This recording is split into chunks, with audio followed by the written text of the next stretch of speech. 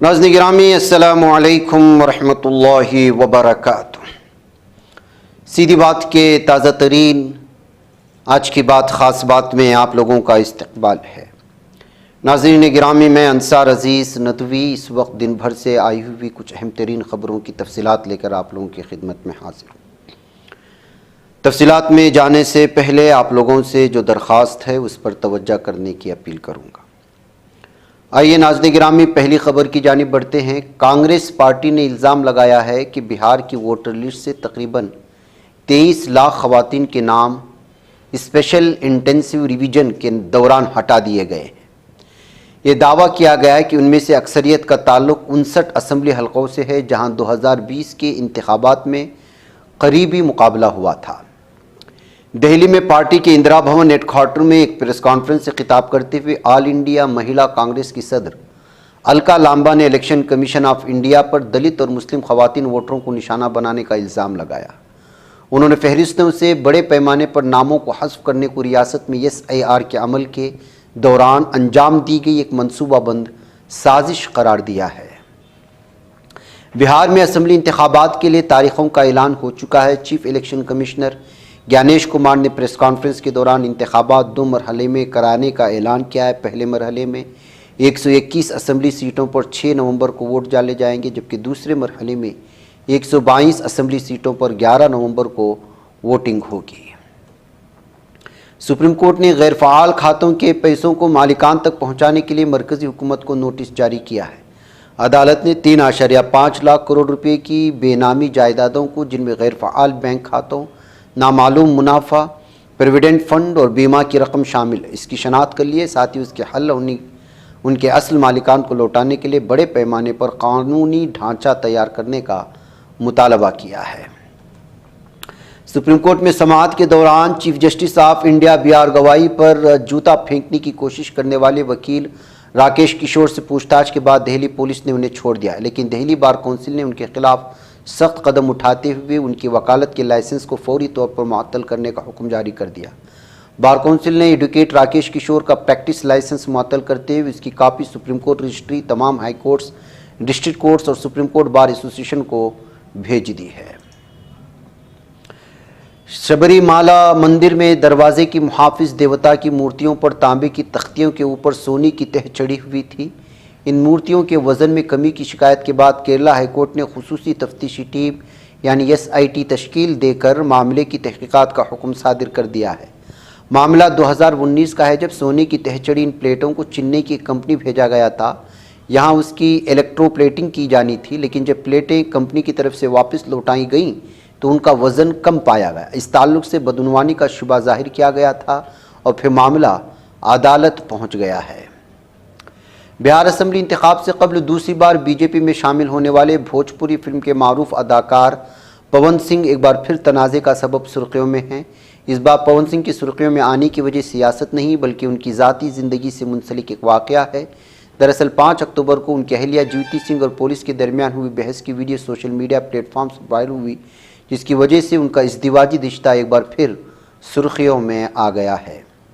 اتر پردیش کے رائے بریلی میں دلت نوجوان ہری اوم کی وحشیانہ ماب لنچنگ کے خلاف national students union of India نے منگل 7 اکتوبر کو پورے ملک میں سڑک پر اتر کر احتجاج کرنے کا اعلان کر دیا۔ یہ غیر انسانی واقعہ ایک بار پھر ثابت کرتا ہے کہ یوگی آدتیہ ناتھ کی قیادت والی BJP حکومت اتر پردیش میں دلتوں کے تحفظ اور ذات پات پر مبنی تشدد کو روکنے میں مکمل طور پر ناکام رہی ہے۔ مدھیہ پردیش کے چھندواڑہ میں زہریلی کولڈ رف کھانسی کی سیرپ سے بچوں کی موت سے متاثرین کے گھروں میں ماتم کا ماحول ہے۔ جن خاندانوں نے اپنے بچوں کو بچانے کے لیے اپنا سب کچھ داؤ پر لگا دیا، ان کی تو گویا پوری دنیا ہی اجڑ گئی ہے۔ ایسے متاثرین اب قصورواروں کے خلاف فوری طور پر بلڈوزر کارروائی کا مطالبہ کر رہے ہیں۔ حال ہی میں سنبھل سے فیروز آباد ٹرانسفر کیے گئے پولیس افسر انوج چودھری ایک بار پھر سرخیوں میں ہیں۔ اتوار کی رات انکاؤنٹر کے دوران وہ بال بچ گئے۔ پولیس سپرنٹینڈنٹ دیہی انوج چودھری نے بلٹ پروف جیکٹ پہن رکھی تھی۔ مجرم کی طرف سے چلائی گئی گولی ان کی جیکٹ میں لگی، گولی جیکٹ کو پار نہیں کر پائی، گولی لگتی وہ زمین پر گر پڑے۔ پولیس اہلکار فوری طور پر ان کی طرف دوڑے، انہیں محفوظ مقامات پر لے جانے کی بات کہی گئی ہے۔ پڑوسی بنگلہ دیش نے اپنے سمندری علاقے میں جنگی جہاز اور گشتی ہیلی کاپٹر تعینات کر دیں۔ بنگلہ دیش میں محمد یونس کی زیر قیادت عبوری حکومت نے فیصلہ بیش قیمتی ہلسا مچھلی کو اس کے افزائش کے موسم کے دوران غیر قانونی طور سے پکڑے جانے سے بچانے کے لیے لیا ہے۔ معلوم ہوا کہ ہلسا مچھلی ہر سال انڈے دینے کے لیے خلیج بنگال سے ندیوں میں واپس آتی ہے۔ ہیرنگ جیسی نظر آنے والی ہلسا بنگلہ دیش کی قومی مچھلی ہے۔ اس مچھلی کو ہندوستان میں مغربی بنگال کے لوگ کھانے میں بہت پسند کرتے ہیں۔ راجستھان کی راجدھانی جے پور کے سب سے بڑے سوائی مان سنگھ اسپتال کے ICU وارڈ میں آگ لگ گئی۔ اس واقعے میں 6 مریضوں کی موت ہوئی۔ SCMS اسپتال ٹراما سینٹر کے انچارج ڈاکٹر انوراگ ٹھاکر نے بتایا کہ آتشزدگی شارٹ سرکٹ کی وجہ سے ہوئی اور تیزی سے پھیلتی چلی گئی۔ اتر پردیش کے دیوریا میں 8ویں جماعت کی طالبہ کے ساتھ کئی بار عصمت دری کا معاملہ سامنے آیا ہے۔ اسکول کے مینیجر پر الزام ہے کہ اس نے اپنے دفتر کے بیت الخلاء میں زبردستی بچی کو بلایا، اس کے ساتھ جنسی زیادتی کی۔ بچی نے بتایا کہ اسے فیل کرنے کی دھمکی دی۔ 12 سالہ لڑکی گھر میں خوفزدہ رہنے لگی۔ جب اس کے والد ایک PAC سپاہی 2 دن پہلے چھٹی سے واپس آئے، ان کی حالت دیکھی تو انہوں نے پیار سے اس کی صحت اور اس کی اداسی کی وجہ دریافت کی تو ساری چیزیں سامنے آئی۔ موجودہ جغرافیائی سیاسی صورتحال کے پیش نظر دنیا کی دیگر مرکزی بینکوں کی طرح ریزرو بینک آف انڈیا بھی سونے کے ذخائر میں مسلسل اضافہ کرا۔ اب یہ پہلی بار $100 ارب تک پہنچنے کے قریب ہے۔ مرکزی بینک کے اعداد و شمار کے مطابق 26 ستمبر کو ختم ہونے والے ہفتے میں سونے کے ذخائر $2.238 ارب بڑھ کر $95.17 ارب ہو گئے، جو اس کی اب تک کی بلند ترین سطح بتائی جا رہی ہے۔ جھارکھنڈ کی دارالحکومت رانچی میں پولیس نے ایک سیکس ریکٹ کا پردہ فاش کیا۔ ووم گرلز ہاسٹل میں جسم فروشی میں ملوث 11 افراد کو حراست میں لے جانے کی بات کہی گئی ہے۔ یونیورسٹیز اور کالجز میں تعلیم حاصل کرنے والی یہ طالبات جسم فروشی کرتی ہوئی پائی گئیں۔ بتایا گیا کہ والدین کی طرف سے بھیجی جانے والی رقم ان کی پرتعیش زندگی کے لیے کافی نہیں تھی، اسی وجہ سے انہوں نے یہ گندا راستہ اختیار کیا۔ پولیس کے سامنے انہوں نے اقرار کیا ہے۔ حیدرآباد کے معین آباد علاقے کے پیدا منگلارم میں واقع ووکس فارم ہاؤس میں پولیس نے نابالغ بچوں کی نشے اور غیر اخلاقی سرگرمیوں کی پارٹی کو بے نقاب کر دیا۔ معین آباد پولیس نے خفیہ اطلاع پر دھاوا کرتے ہوئے 50 کم عمر لڑکوں اور لڑکیوں کو گرفتار کیا ہے۔ کارروائی کے دوران غیر ملکی شراب کی 8 بوتلیں، نشے کے دیگر بہت ساری الگ الگ چیزیں برآمد ہوئی ہیں، جن میں 2 نابالغوں کے گانجا استعمال کرنے کی بھی تصدیق ہو چکی ہے۔ ایک خاتون یوٹیوبر کی شکایت پر معروف اداکار IPL کمنٹیٹر یوٹیوب پر لاکھوں فالوورز رکھنے والے معراج کو پولیس نے گرفتار کر لیا ہے۔ یہ 18 ستمبر کو سامنے پیش آیا واقعہ، جب اسی شعبے سے تعلق رکھنے والی ایک خاتون یوٹیوبر نے اس پر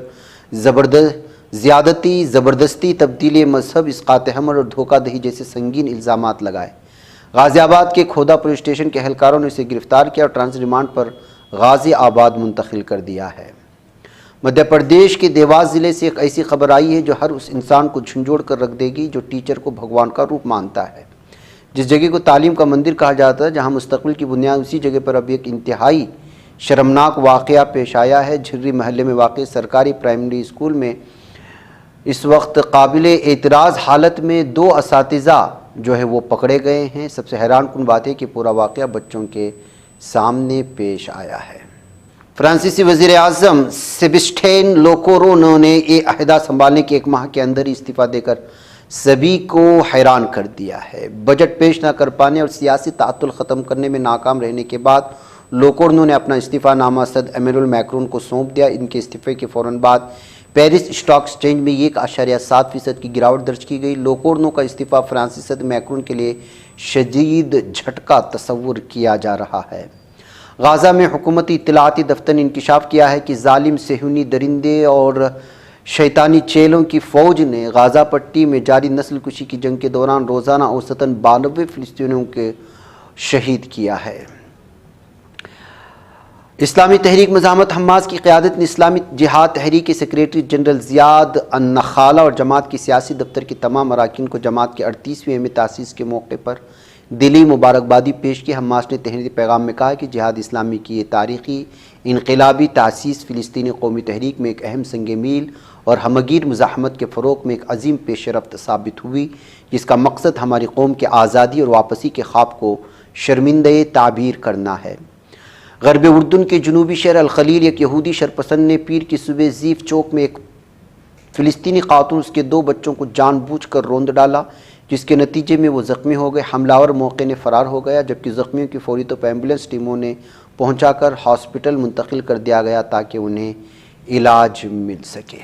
قابض ظالم صہیونی درندوں کی وزارت دفاع نے تسلیم کیا کہ 7 اکتوبر سن 2023 سے اب تک اس کے 1150 افسر فوجی مارے جا چکے ہیں، جن میں 1035 فوجی شامل ہیں۔ یہ اعداد و شمار قابض اسرائیلی چینل 12 نے جاری کی ہے۔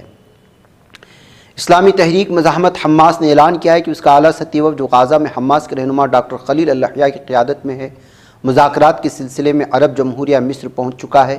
وفد مصر میں قابض اسرائیل کے ساتھ فائر بندی، صہیونی افواج کے انخلاء اور اسیران کے تبادلے کے طریقہ کار پر مذاکرات شروع کرے گا۔ ناظرین گرامی، آج کی بات خاص بات میں اتنا، انشاءاللہ پھر ملاقات ہوگی۔ والسلام علیکم ورحمۃ اللہ وبرکاتہ۔